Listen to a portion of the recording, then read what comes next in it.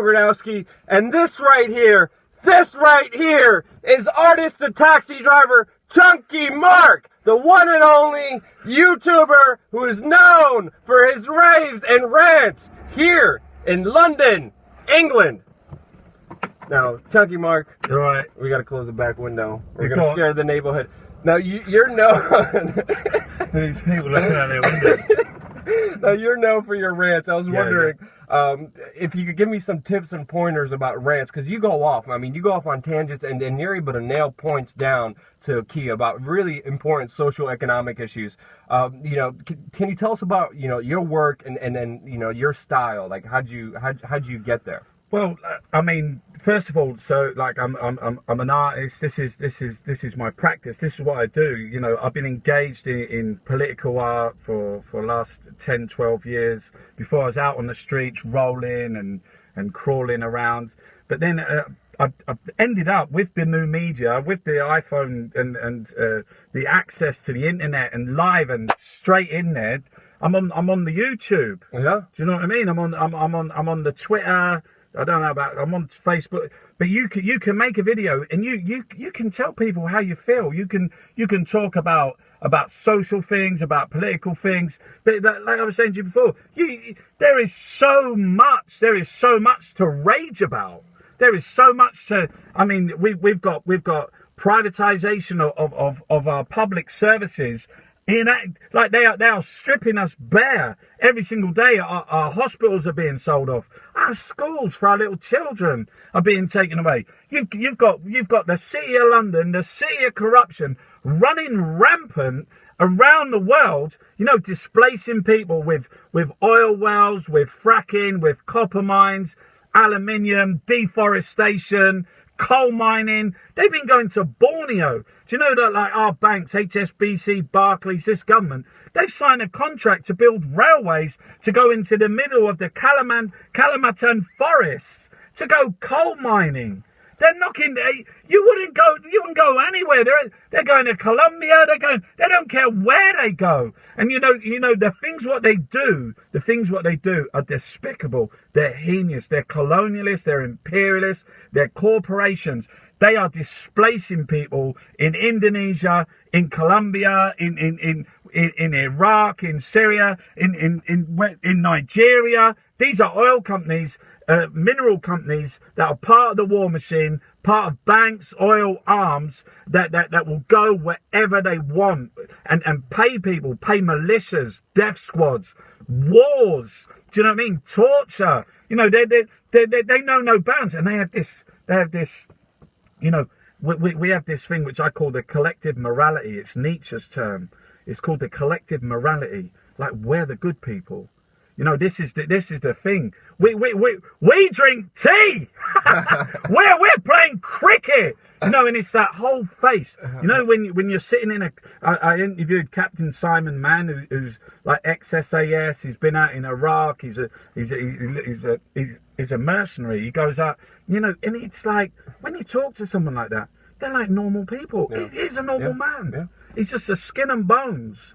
And this is the face. This is the face of tyranny. This is the face of oppression. And what they do with this collective morality, we're the civilized, they're the uncivilized. And that's the trick. And they never face reality, and they're never faced with the consequences of their actions. Meanwhile, everyone's watching football here. Meanwhile, people are getting murdered, raped, and tortured in Iraq because of money of your tax dollars that are being spent to finance this militia. Now you've been able to have a voice, a really, really good one. It's been able to reach millions of people. But is there one specific video or one specific issue that really kind of sticks out to you? Well, at the moment, I'm very passionate about the NHS, which is our public health service, which we had here, which is they just said it is the best in the world. On the very day it said it was the best in the world, the front page of the Daily Mail had a derogatory story about it. The front page of the Daily Express, it was on the BBC. Every single story was different. All coordinated an attack to bring in private healthcare companies like Richard Branson, Care UK, because we contribute. Everyone's working in society. Everyone's paying taxes. Everyone's. But they see it as a gold mine. This is their gold mine. You know, these banks, they are so greedy. Enough is never enough. Yeah. And now they want, like, I don't know, in America, you've got like private healthcare already, haven't you? Yeah, you have to buy it. If you don't buy it, they tax you. And Obama has expanded the IRS more than ever before even FDR. And he is making sure if you have to buy health insurance right now. If you don't buy health insurance, the IRS is going to come after you, and then it's going to, the fines are going to double, then they're going to triple, and then he's making sure that people are going to have to be on it and have to spend money, and it only benefits the private insurance companies and the medical industrial complex, which is making, Exactly. But it's all part of this whole thing. If you say one topic, the one thing that I would focus on is the war machine, which is banks, oil, arms, privatization, corporations. People who are in debt. Well, I just said to you, people who are in debt are easier to control. That's why they privatize our education. You got to pay. You get in debt. They want you. You either, if you don't go to and get a £50,000 debt by going to university, you got to go and put a paper hat on and go and work in McDonald's, or put a paper hat on and go and work in Asda. They, my friend, are the plantations of the 21st century. Of slavery. And then you're stuck working a job you don't want to work. And then you have to pay off these debts, and then you're screwed for the rest of your life. These corporations are heinous. Yeah. We got people working in our supermarkets that aren't allowed to have a piss. You know what I mean? They're on the till, they're on the checkout. When they have a break, they're not allowed to leave the building. They go into a room where there's a guard checking on them and saying, your 20 minutes is up. Get back out there right now, and you start working. They are drones, robots that are being poisoned. Their minds are being infiltrated with the Disneyfication, with these continuous repetitive memes, these stories. They have, banks own everything. Banks own the high street. They own the wars. They own your life insurance. They own your house. They're owning your schools, your hospitals. Your healthcare, everything. They own everything. They own everything. They own your very life. Debt is an asset. You, my friend, every single person out there, you are an asset. That's why they want your data. That's why they want surveillance, because you're money to them. You are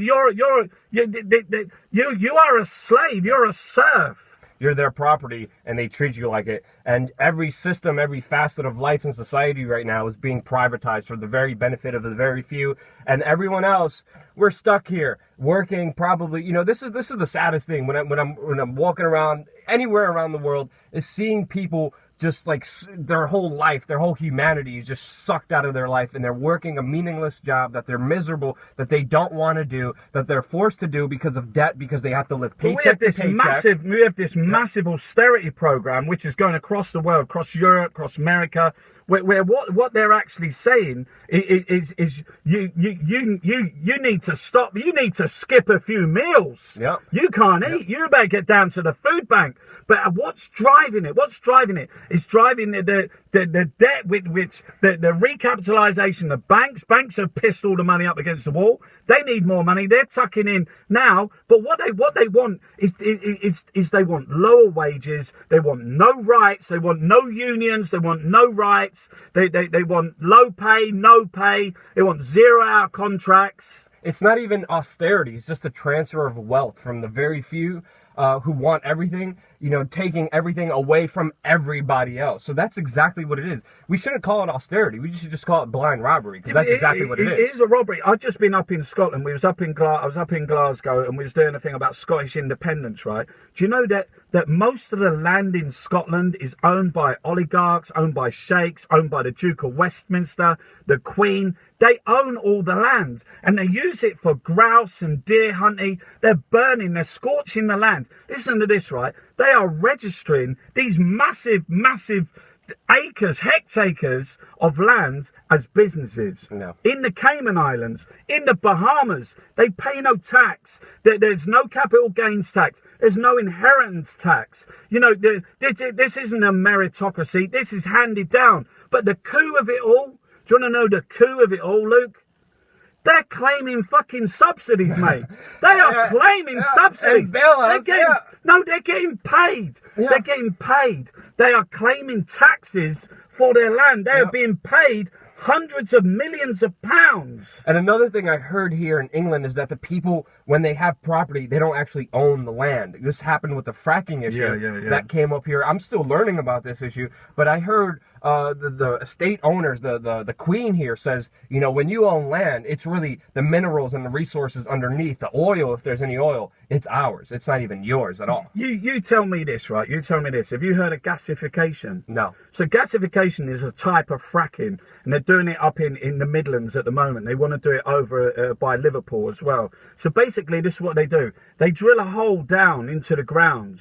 Do you know what they do? They send a fire down, and they set the coal seam alight. So the fucking ground is on fire. And then they extract the gas from the fire. Can you imagine that? Can you imagine? They said it's a safe practice. Yeah, but it's good. It's good for energy resources, and it's good for the economy, and it's good for everybody else. They don't care if you're poisoned. They don't care. They take away people's holy mountains. They poison their rivers. They go to every continent of the world. You know, they are protected. They have these new trade agreements. You know, this is what they say. This is about business. This is about, in this country they say this is about British jobs. You know, David Cameron, he was the first one out to Egypt selling arms. You know, he's out there selling arms with Saudi Arabia, the Bahrainis, the Indonesians. Saudi Arabians. Yeah. He goes wherever he wants and talks about it like it's business, like it's a job, like it's about jobs. It's about death. Yeah. Do you know what I mean? It's about destruction. It's about debt. And that's how they get their money. It's the cycle, the military-industrial complex, the arms dealers, the oil oligarchs, the corporate heads, the medical-industrial complex, even the education system. It all kind of evolves around itself because they all benefit each other. And it's sadly this huge circle of negativity, death, and hatred. And the only way to really stop that is to stop being manipulated. We were talking about this before in an interview that you're going to see on the Artist of Taxi Driver's YouTube channel. But to me, the main important battle that we're fighting right now is a spiritual battle, because you got the mainstream media dumbing you down, not showing you what's important, you know, giving you football, giving you Paris Hilton. You got, you know, culture being used and manipulated to make you feel bad about yourself. You have, you know, music selling that you should poison your body with alcohol, that you should disrespect the fellow woman, that you should, you know, dress a certain way, have certain jewelry, and have certain fake aspects of yourself that you know make you complete, and you should never feel complete about yourself because you should be insecure that you're not looking like him or don't have as much money as him, and you should feel bad about yourself. And then once all that hits us, once all this propaganda hits us, naturally we feel fearful because of the news. We feel insecure because of all these celebrities that are being propped up and the photoshopped images, which is all fake anyway. They fake everything. They fake, you know, the banking system's all fake. You know, the real estate market's all fake too. You have people coming in here from China, you know, and the whole Chinese, you know, market is also fake, run on a whole Ponzi scheme that's going to collapse at any moment as well. The U.S. economy is fake. All these fake illusions are hitting us right now. But right now we're living in a time where one person, one voice, like yourself, could speak truth to power and let people know that everything is just an illusion. And the ultimate truth is really that could solve everything is love and compassion for yourself and total, you know, lack of insecurity. Now, I want to talk, you know, what is your take on the solution, on this spiritual kind of warfare that we're fighting? I think it's true what you're saying, and I think everything's your own personal responsibility, and you have to reflect at the end of the day on your behaviours that day, how how you're leading your life, you know. But you're so ingrained, you're so in tuned. Do you know what I mean? Your name's Luke Rudkowski. Inside my brain, inside my nut, they've drilled a hole and planted the name Mike Wazowski. Do you know what I mean? Because that's what they do, Luke. That's what they do. They get a little child to say it, to repeat it. And that's how they just keep repeating it and repeating it until you're smashed to bits. Until these signs, these similes, these metaphors, you can't get them out your head. They twist everything. You know, they ruin nations around the world. They destroy people. You know, when we was just talking about debt is historical. You know, when you look at places like Africa, Haiti, they're still paying France money from when France left. They wanted compensation from the slavery companies. They owed them billions. Yep. They're still paying it. It's historical. The thing about the messages, the stories, the things that we're told, like Hansel and Gretel or the Three Little Pigs or Snow White, you know, this is ingrained. These are the stories. That's why when you go to Hollywood, when you say all those things, they want you to keep going on those memes, those stories. That's why you have Batman 3 and Spider-Man Dark Force and Spider-Man 3. You know, they don't want independent thought. They don't want independent films. They don't want independent books. They don't want independent. They will buy that shit up. You know, they will take your, you know, they will feed you this culture. This culture is not your friend. Terence McKenna said that. Yep. This culture is not your friend. This is something that entraps you in the Disneyfication, in the sounds, everything that you hear. You know, all the music. You know, it's entrapment. You're like buying into it. You know, you're singing the songs. And you can't get the tunes out of your bloody head. Exactly, because they keep repeating it and bashing it in our heads and in our faces, and it's everywhere. You walk down the street, advertising everywhere, commercials everywhere. People come home from their jobs and all they do is sit and watch TV, and they're getting hit with this propaganda. But that's why it's important to have people like yourself, because we're setting an alternative message. This is how you fight back. You were saying to me, how can you change things? This is how you fight back. You become that voice, or you empower other people empower you. You say down there, like let's support this people down there. You know, there's lots of things like crowdfunding going around. Other people, you know, there's ways that you can, you know, cross globe and help other people. Yeah, the more they keep hitting us, the more we have to hit back. And I'm happy there's someone like yourself hitting back, because the more of us who do it, the more of us who share videos, the more of us who speak out, the more of us who use our voice and use it loudly, as loud as we can make a difference, and we can change the world. Thank you so much, Mark.